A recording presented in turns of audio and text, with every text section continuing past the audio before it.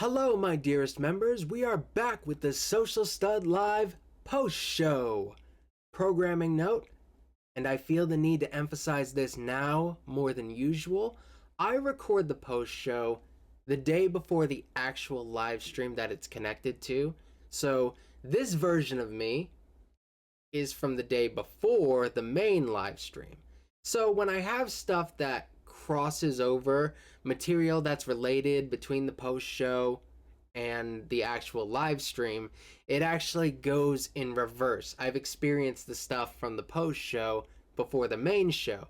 And when we're talking about the same topic on both, I think that's important to emphasize here.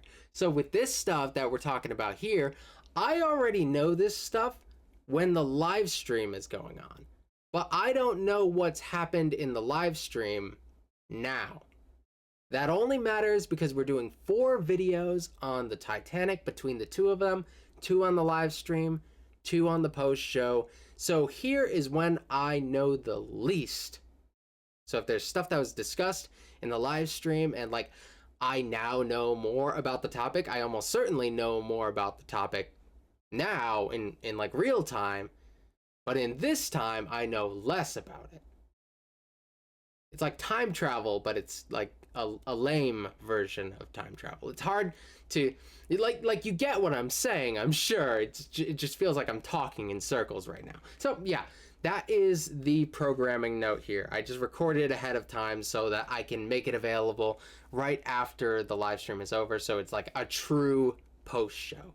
But I think in the future I might do less of stuff like that relates too directly to the stuff that I talk about on the main show, because it does create this sort of not paradox, but this sort of continuity weirdness, whatever. So today we're going to be talking about more stuff about the Titanic, because we just, if you watch the live stream, we talked about a couple things related to the Titanic. Probably that was on the schedule. If I didn't, I've gone against the schedule. So here we're going to be building upon that knowledge in reverse. So we have 2 videos on the Titanic that are a little bit more narrow than the ones that we're going to be doing on the main show. Here we have a weird history video and a simple history video. On the main show, we also have a simple history video, but this is a different one. Here, we're going to start with the weird history video, which is what hygiene was like on the Titanic, which I really love, and it's very much in the style of weird history, where so often they bring you down to sort of the ground level in a way that helps you relate more to the everyday lives of people throughout history, which is something that I really appreciate. History so often focuses on people at the top who even in their own time are not super relatable. These are not the people who you'd probably be in the same social or financial class as them. It often helps you to learn a lot of the basic stuff about ordinary people's lives in order to really put yourself in the world that they live in. Like, learning about kings and queens is interesting, but it really doesn't tell you that much about what life was like at the time for most people. So learning about hygiene is really cool in that case. Then we have a simple history video, which I think should be really interesting, and it will build upon the other simple history video we do on the main show. This is did the Titanic's violinist keep playing as the ship went down, which is a story that I've heard plenty, but I don't know how true it is. The fact that he asked to ask the question actually makes me question it, because like it is a very cool, poetic, beautiful moment to feature in like a movie or in a story or whatever, but sometimes moments like that are too good that maybe they just didn't happen. So I don't know. I'll find out when I see the video. Maybe I already know because like we have the regular live stream thing where I learned, I hope, some stuff about the Titanic. But here I'm learning all this stuff for the first time. So we'll see what we have here, and hopefully we'll be learning some stuff that we didn't talk about on the main show. The hygiene thing I'm very excited about. I know the Titanic probably had like class tiers, like there's probably different quality of I guess living conditions on the Titanic depending on how much money you had. So I'm hoping that we get to learn like the different levels here. So this should be fun. Let's do it. If you were lucky enough to travel in first or second class, taking a cruise aboard the Titanic was a luxury of the highest order. First class was treated to fine dining, luxurious baths, and amazing recreational facilities. Before an iceberg brought it to a tragic end, the Titanic represented the pinnacle of a luxurious ocean cruise, even if hygienic practices and resources were determined by class. Today, we're exploring hygiene on the world's most famous ocean liner, the RMS Titanic. So this is an interesting period because, like, germ theory, in the grand scheme of things, is still relatively new and just becoming a little bit more widespread. It takes a while for proper sanitation practices to become commonplace, but I believe this is either after or during like a big sanitation movement. So I actually wouldn't be surprised if some of the hygiene is actually pretty decent. So we'll see. Before we get started, be sure to subscribe to the Weird History channel. Oh, and if you don't mind, leave a comment and let us know what topics you would like to hear about. Okay, let's clean things up before this ship goes down. Ooh. In first and second class, Titanic passengers had access to public and private spaces with... I've probably already talked about this, but I haven't seen the movie. I know it's an important movie or whatever, and people like it. I've just never bothered to see it. So any reference to the film that I might miss here is what it is. First and second class, Titanic passengers had access to public and private spaces with plenty of amenities. There was a gym, a massive swimming pool, and a grand squash court. But one of the finer amenities was the Victorian Turkish bath. Although using it required an additional fee, it remained popular as an overpriced massage parlor for the wealthy. The Turkish bath had rooms for massages, a steam room, and an electric bath. Resembling an iron lung in size and appearance, the electric bath was actually an early version of the modern tanning bed, meant to keep the body warm. It was a hot destination, to say the least. Men and women were not able to access the bath at the same time. Instead, 3 male and 2 female attendants were on standby to help out during business hours. When the ship sank on April 15, 1912, the 3 male attendants, John Borthwick Crosby, Walter Ennis, and Leonard Taylor, did not make it. But both women, Anne Karen and Maud Slocum, survived to tell their tales. While the Turkish bath was a popular amenity, regular baths were a bit more scarce. That's interesting. Actually, learning about what is an equivalent to the modern tanning bed is very interesting. That's not something that I would think would be commonplace, but I guess it's the building blocks for what would become the tanning bed, which that's in itself very interesting. Singing in the bathtub sure can be fun, but most Titanic passengers didn't have that particular luxury. Only a scant few cabins throughout the ship featured a private porcelain tub at all. A fresh, relaxing dip in the tub could be yours, assuming you had enough wealth and status. Captain Edward Smith enjoyed his own tub from the comfort of his personal cabin. Where's the so captain? Did many of the first-class passengers occupying the B-deck's multi-bedroom parlor suites. White Star Line chairman J. Bruce Ismay famously occupied one of the fancy suites. But the most expensive suite went to Charlotte Cardenza, who brought along 14 trunks and 3 I like that it's listing whether they survived or not. That's a nice touch. packing crates worth of stuff for the ocean cruise. But for those without access to fancy bathtubs, using public bathing facilities was a big part of the trip. What do you do when your massive ocean liner doesn't offer private bathing facilities for everyone? Offer public baths.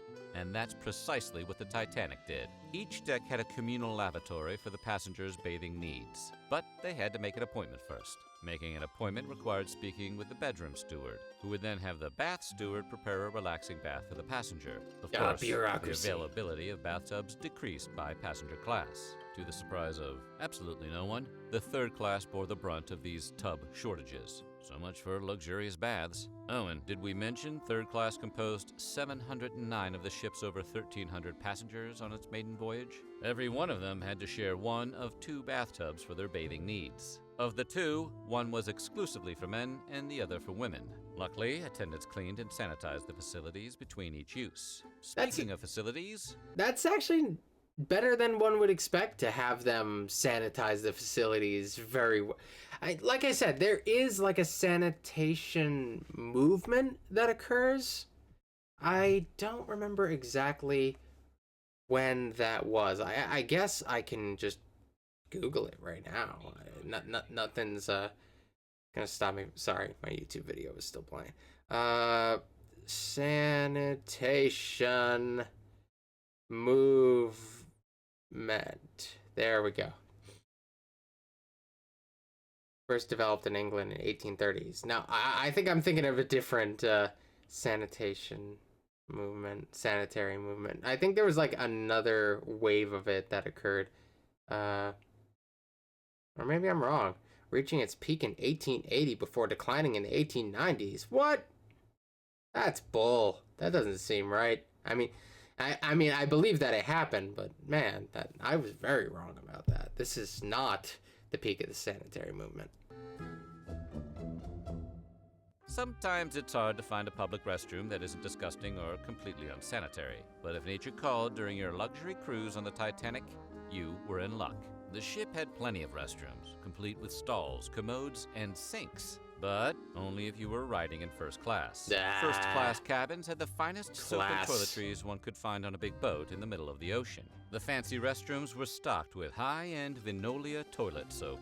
Vinolia toilet soap was marketed as Vinolia Otto and made special mention of its status as the Titanic's soap of choice. It had some choice advertisement copy too, telling buyers it's perfect for sensitive skin and delicate complexions, and represents a higher standard of toilet luxury and comfort at sea. It's not as catchy as you're not fully clean until you're zestfully clean, but we'll take it. While the first class got to scrub themselves with fancy soaps, the restrooms for the third class passengers were a little bit different. One could imagine. It wasn't uncommon. It's like, this class divide makes me feel like so much less for the people who were hurt in the process, though, like, it doesn't take away from that. Like, despite the internal conflict, like, I still feel bad that this tragedy occurred, but, like, I want to mock all the people, like, in the not in third class. Like, I want to poke fun at them, but then knowing the inevitable tragedy that this results in, it feels like it's not the place. But also, it's been like, what, like 110 years now? So, like, when does too soon end? I don't know. Common to find a water closet and sink in a cabin aboard the Titanic, but finding an automatic toilet was a bit more difficult. In a bizarre twist, the first and second class cabins didn't have automatic flushing toilets. They were forced to flush them manually, just like at home. The third class, however, did have automatic toilets, but it wasn't done out of an altruistic reason.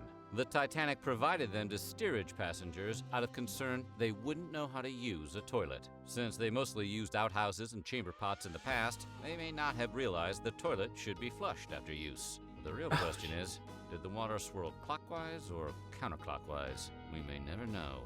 Third class had even a toilet instructor, Matron Catherine. I mean, having more efficient toilets might be better for third class as well, with like how many people had to use one toilet. It just generally, it would be easier to have more efficient toilets if so many people have to use the same one. I don't know. You know, assuming that they care. And I assume to a certain degree they care about at least efficiency. Wallace, who helped teach them how to properly use the facilities. Sadly, she went down with the ship on that fateful night. Normally, procedures for boarding a ship are pretty straightforward. But on the Titanic, third-class passengers had to submit to a medical inspection prior to boarding the ship. The idea was to prevent lice, disease, or any possible infections from spreading among the ship. And but just third class, because they're the smelly people. Like Like, I get doing a medical exam before you go out to sea somewhere, because like you are trapped there with these people at this point. It would be good to make sure that like lice is not spreading to your entire ship. I understand that much.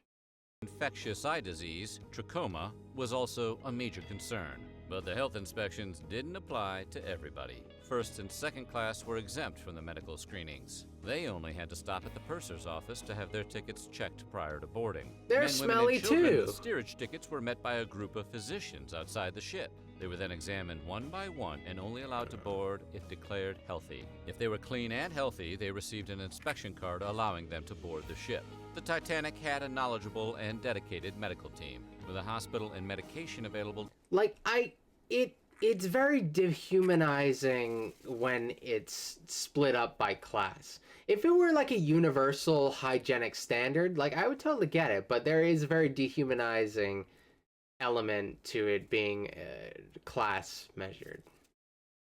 To all passengers on the ship. Speaking of that hospital,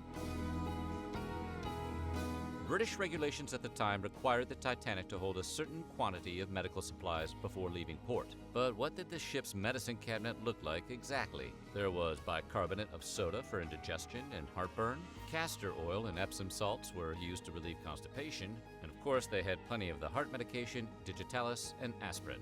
But the ship also carried laudanum to be used as a sleeping aid, chloroform for easing flatulence, and everyone's favorite hemorrhoid treatment, sulfur. These are very normal Over on D-deck, the hospital was medicines far for removed the from time. the passenger cabins. Even so, it was accessible to the passengers and the crew. It was state-of-the-art for the time. 4 wards contained 3 beds apiece, and a qualified medical staff was always on hand. The hospital also had an infectious disease area, complete with a ventilation system for preventing germs from having a cruise of their own. It was a ventilation system is really important.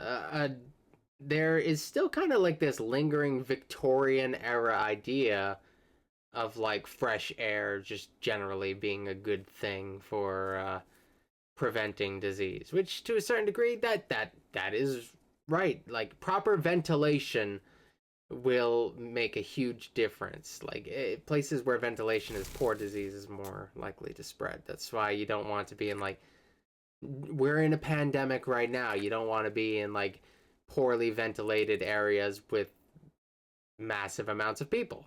That's why there's like a different level of like naughtiness you think of when you go to like an indoor concert versus like an outdoor concert, or why we don't really wear masks outside but we wear them inside. was truly ahead of its time, but first-class passengers still insisted on bringing their own help. The Titanic had stewards and stewardesses to take care of passenger needs. But that wasn't always enough for first and second class travelers. They often brought their own secretaries and servants along for the ride. Instead of relying on ship personnel to dress and groom them, they relied on personal servants. Their status elevated them above Titanic crew members, too. Each received a silver-plated napkin ring with the word servant etched into it. Some of them perished when the ship sank, but others managed to get into lifeboats with their employers as the ship plunged into the icy waters. Oh, but of course, you can't leave the Hired help behind. weren't the only additional passengers in first class either. Several wealthy people also brought along their best friends. You can see that I have like this running resentment towards like arbitrary class distinctions. Like I get you have more money and you're gonna be able to, and you can bring your own servants or whatever. Like that's whatever. Like I honestly don't really care about that stuff. It's more like the symbolic presentation of it and like the different standards for things that should just be basically provided, like just proper sanitation, naturally, a place to poop that is good, which you know they did okay with the poop thing. Not as bad as I would expect it to be, and like universal medical standards rather than class-based medical standards. That's more like where my discomfort comes in, where there's like the arbitrary distinction based on class. Like I don't care as much that like the wealthy get bigger rooms or whatever. That doesn't really tick me off that much. I get it, they can afford better rooms, but there are some basic things that I think should just kind of be universal across the board. That's where it gets me all seize the means of production. Amid all the luxuries first-class passengers received on the Titanic, bringing pets along is probably the most unexpected. The ship had a luxury kennel on F deck, run by John Hutchinson and a group of stewards. There were at least 12 dogs on board. Smaller pooches were allowed to run free in their owners' cabins, but the big dogs required daily exercise. The stewards walked them along the poop deck daily and cleaned up after them. Dogs The weren't the poop only deck passengers is from right. the animal kingdom. Several roosters and hens roosted on the Titanic, owned by Ella Holmes White. White was importing the chickens to the U.S. from France. She survived the sinking of the ship, later testifying the ship broke into two as it sank. But a cat named Jenny was the most adorable pet on board. Well, as adorable as cats can get. Jenny was the ship's cat, who gave birth to a litter of kittens before the Titanic left Southampton. She and her family lived in the corner of the galley, tended by the ship's staff. Sadly, many of the pets did not survive the disaster, but 3 dogs did. A Pomeranian named Lady, who belonged to Ms. Margaret Hay, managed to get into the lifeboat with her owner. Hay wrapped her in a blanket as she boarded the lifeboat. Another Pomeranian, owned by Elizabeth Jane They love Rothschild, Pomeranians. was brought aboard a lifeboat in a very Don't similar they? way. A Pekingese named Sun Yat-sen also survived the disaster. She belonged to I had a Pekingese growing up. He only died a few years ago at this point. How many years ago has it been?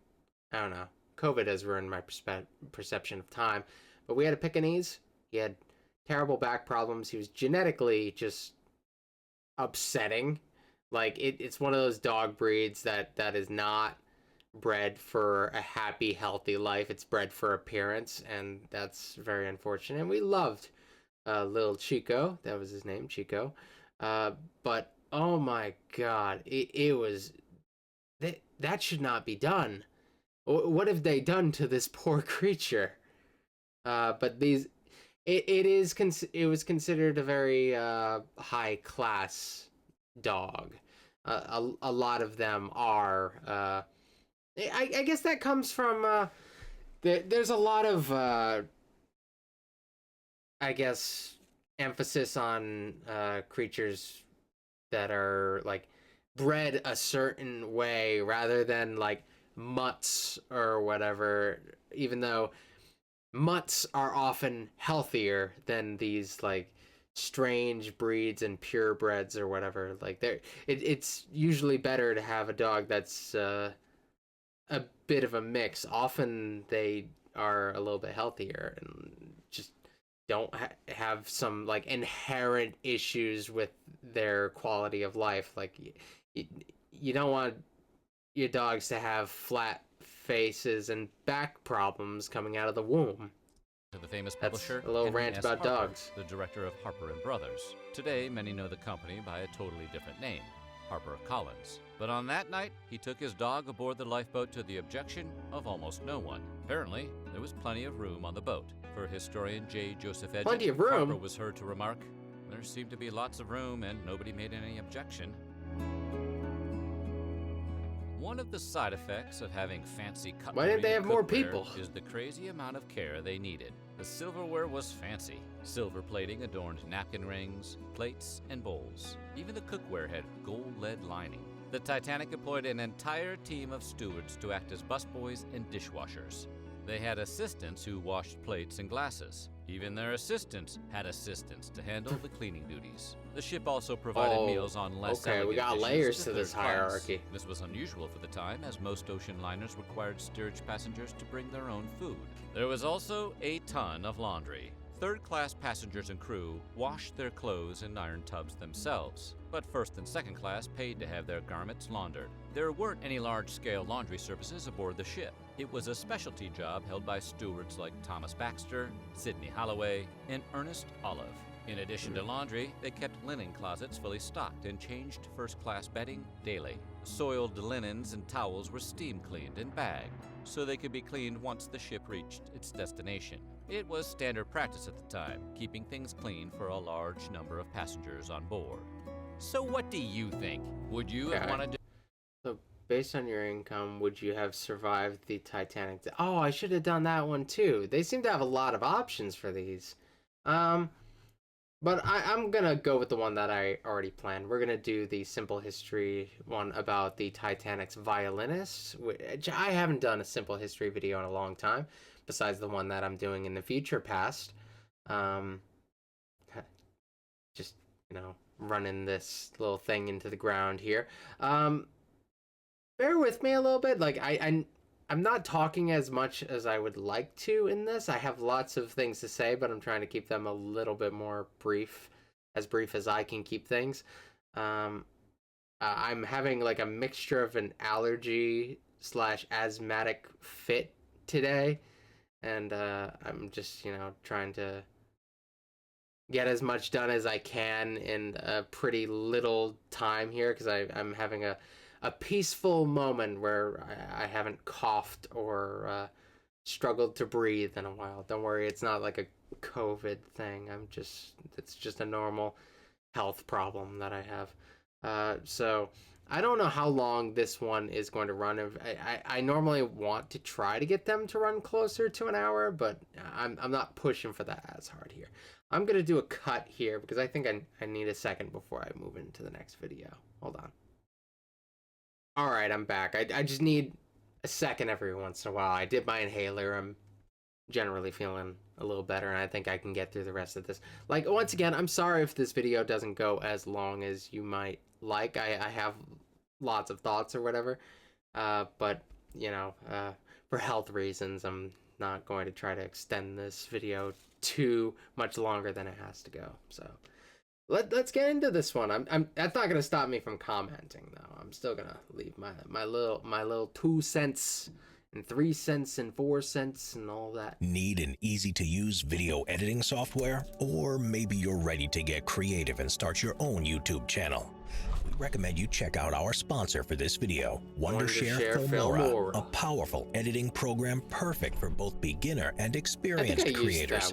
Create easy, polished videos in minutes using their powerful features and beautiful templates. Check out these instant fiction of royalty program, just version, stickers, AI, write on and art, anything creative with using or who commented more at Team Filmora, April 15th, 1912. By the early 20th century, ocean travel was for the wealthy, being a luxurious. So we're going on close to 110 years here. We're in 2022 now. Later this year, it will be 110 years since the sinking of the Titanic, which is kind of crazy. This experience with newer, bigger, and more opulent liners being launched every year. In the race to build bigger, better, and faster ships, the British White Star Line Company commissioned the construction of the RMS Titanic, hoping it would be the ultimate in comfort and more like a floating 5-star hotel than just a superior passenger liner. Launched in 1912, the Titanic was an impressive vessel, weighing in at a colossal 52,000 tons, being 882 feet or 250 meters long, and could carry over 2,400 passengers. These passengers could be accommodated into 3 different classes of cabins. First class accommodation was for 833 passengers. Second class accommodation was... Okay, hold on. I do want to pay attention to this. Actually learning the breakdown based on class is a big deal. Actually, now that I think about it, I don't even really know where the Titanic was going. Like, it was just like... Was it just like a joyride? Was there like a destination? Like, I don't know how any of this stuff works. But breaking it down based on classes, interesting. I assume it's like going to be like a pyramid thing where like third class is the biggest, first class is the smallest. Accommodation was for 833 passengers. Second class accommodation was for 614 passengers. Oh. And third class accommodation, the cheapest, commonly called steerage, was for 1,006 passengers and would normally be for the emigrants. Steerage 833 passengers. Second class accommodation was for 614 passengers.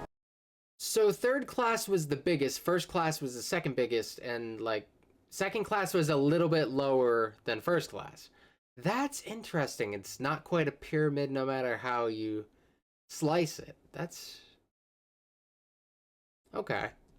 And third class accommodation, the cheapest, commonly called steerage.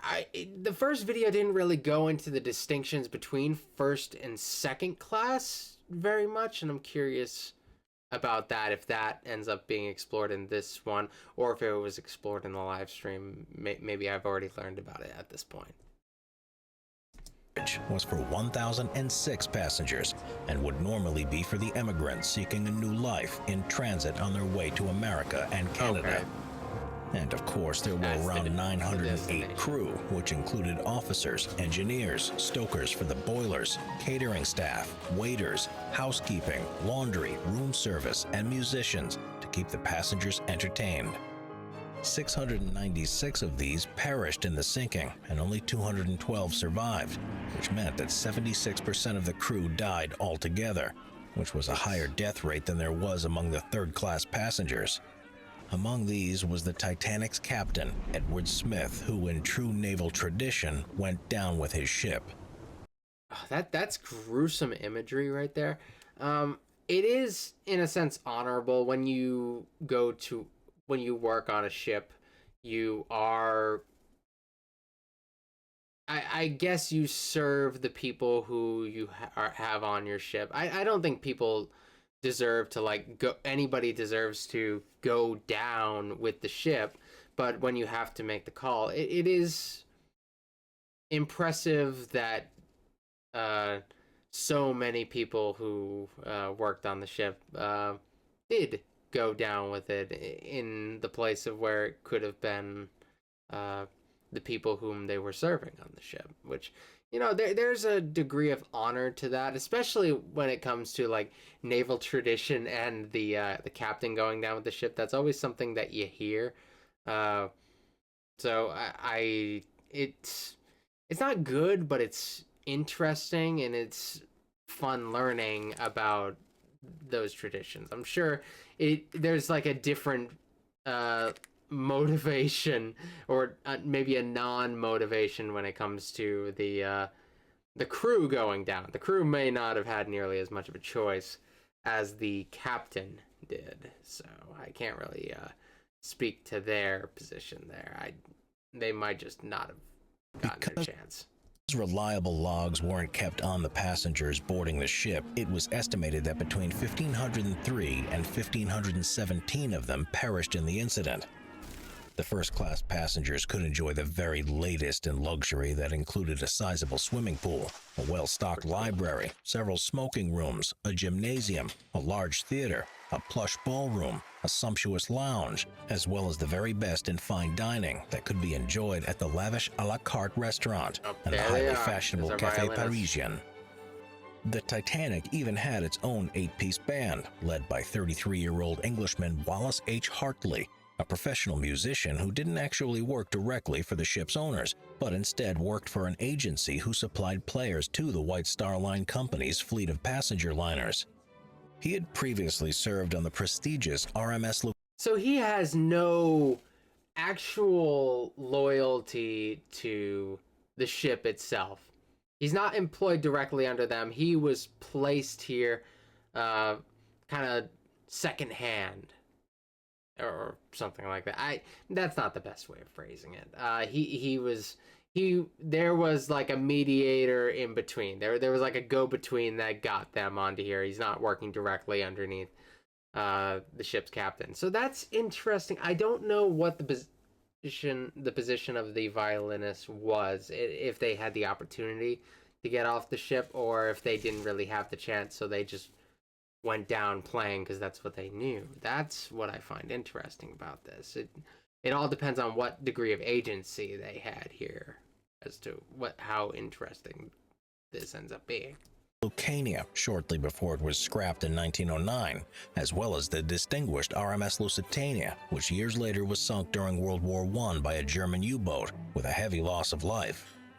In 1912, Hartley had taken up the job as bandmaster for the RMS Titanic's maiden voyage from Southampton to New York.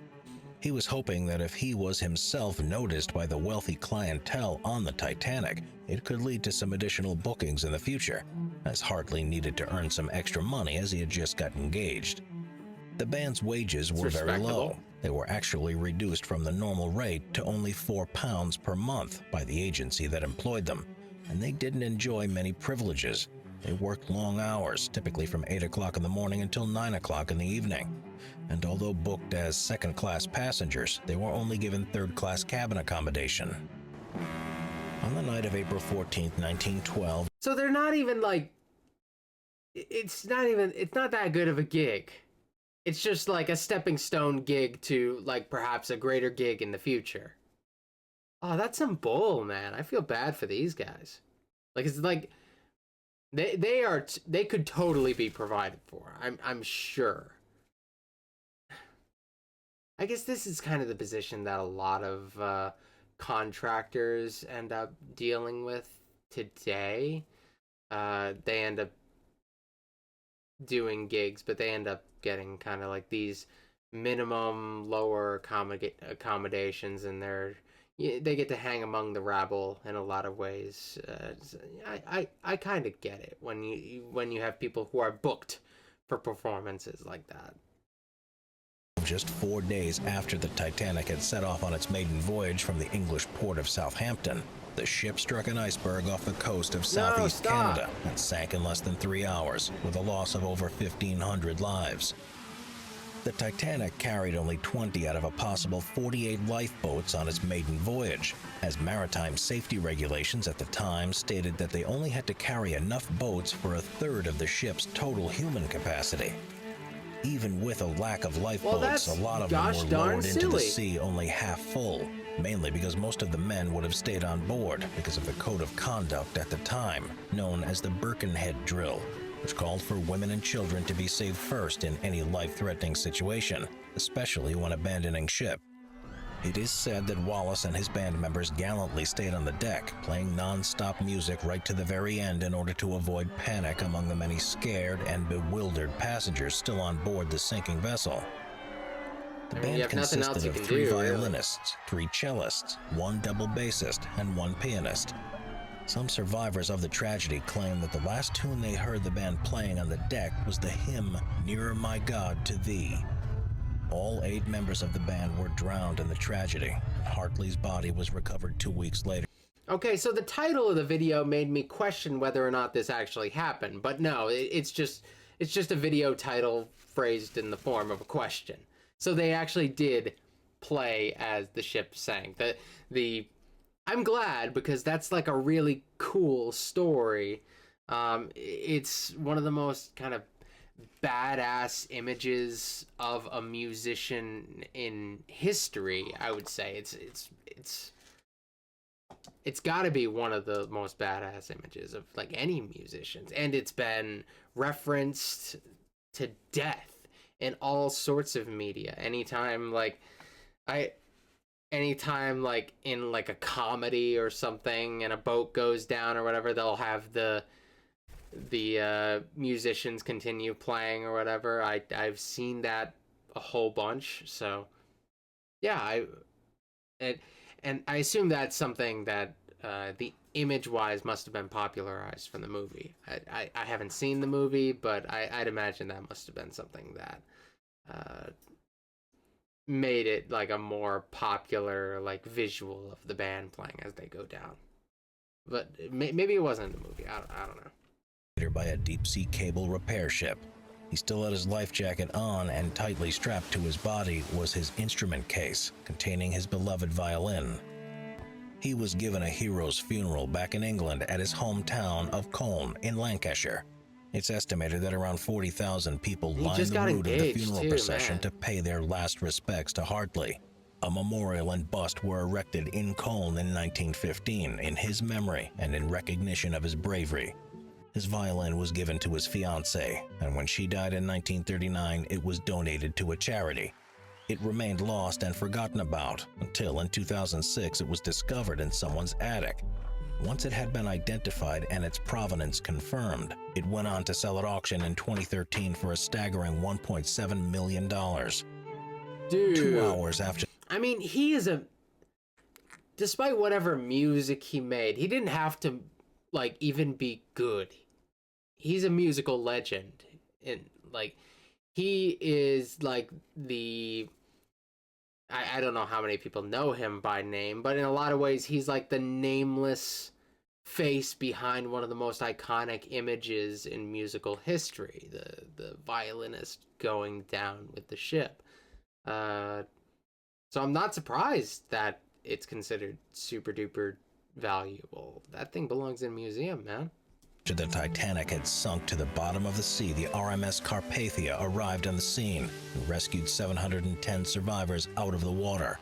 Some people narrowly avoided embarking on the maiden voyage. Among these were the members of the London Symphony Orchestra, who were booked on the trip for a 3-week tour of the US and Canada, but who had rescheduled their voyage and had gone on the SS Baltic a week earlier instead. That's like a... 4 crew... That's like the...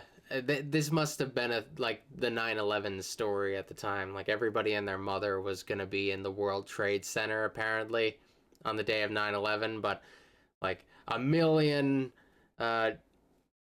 missed trains or, like, called in sick for work that day or whatever, and, like... And some of the stories are true, but there's, like, so many that it's like, okay, some people are playing up like, oh, that could have been me. But, like, the 9/11 story is a big thing, and I'd imagine there must be a ton of, like, genuine Titanic. Like, I was almost on the Titanic stories. Crew members also had a lucky escape because they had been drinking in the Grapes pub in Southampton and failed to board the Titanic in time for its departure. The last survivor of the sinking was Milvina Dean, who died in 2009. She was only 9 weeks old when she was rescued. Well, yeah, I guess a lot of the survivors would have been really young in their time. Is this the end screen?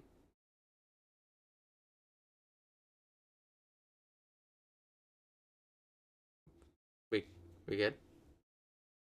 It's got like 20 more seconds. Okay. I was like, what is going on? It's just the long outro thing. I think the little things on screen were supposed to kick in slightly earlier. That's legendary. Like, it's a story that I'm aware of, but, like, it's really nice to know that it's a true story. Oh, what was I saying? Like, yeah, a lot of the survivors would have been very young at the time because, you know, women and children. You opt to save the women and children first. So, like, there probably was, like, a disproportionately high number of people who were, like, really, really young who survived, who probably lived a lot longer than, like, the median age of people on the ship would have lived. I'm sure the median age is, like, way higher than the median age of people who were actually saved. So the fact that we had somebody as recently as 2009 actually is not all that surprising. Just considering, like, who was more likely to be saved. That was really cool. That was really interesting. I like learning about these little stories that I've kind of taken for granted. The Titanic is one of those things that I never really bothered to learn about. I never saw the movie. Maybe I would have been more inspired if I'd seen the movie and enjoyed it. Maybe I should see the movie because apparently it's great. We all have that one great movie that we haven't bothered to see. Titanic is one of mine. I guess I've also not seen, like, The Lord of the Rings. There's, like, there's a lot of, like, great films that I've not seen that I'm sure I'd like. I just haven't given them the chance. So maybe if I got into that, maybe I'd be a little bit more motivated to learn more about the Titanic. But I found the motivation to learn more about the Titanic on this, and hopefully I enjoyed the stuff on the live stream as much as I've enjoyed this today, because this was actually really, really cool. We'll see how some of the other stuff goes. So thank you guys for tuning in. Hopefully next week's live, next week's post show is going to be a little bit longer. Like I said, I wasn't feeling super well today, but I wanted to get something done for you guys because you do so much for the channel by being channel members and contributing and whatever. I'm going to try to get some more videos out pretty soon. I'll continue the Red Dead Redemption series, of course, at some point this week. I'll try to get another one of those out for you guys. I don't know how well that one's doing here. I haven't checked how well the first one did, if you guys have been interested in that, but I'm interested in it, so it continues. Let me know if there's anything you all would like me to check out next week on the post show. Yeah, I'm open to a lot of things. Like, I don't even have to do history on the post show. If there's something that's like a little bit outside of my comfort zone, I'm down for it. So we'll see where the world takes us. So thank you all so much for continuing to contribute to the channel, and I will see you guys in the near future with some more of this stuff. All right, thanks for watching.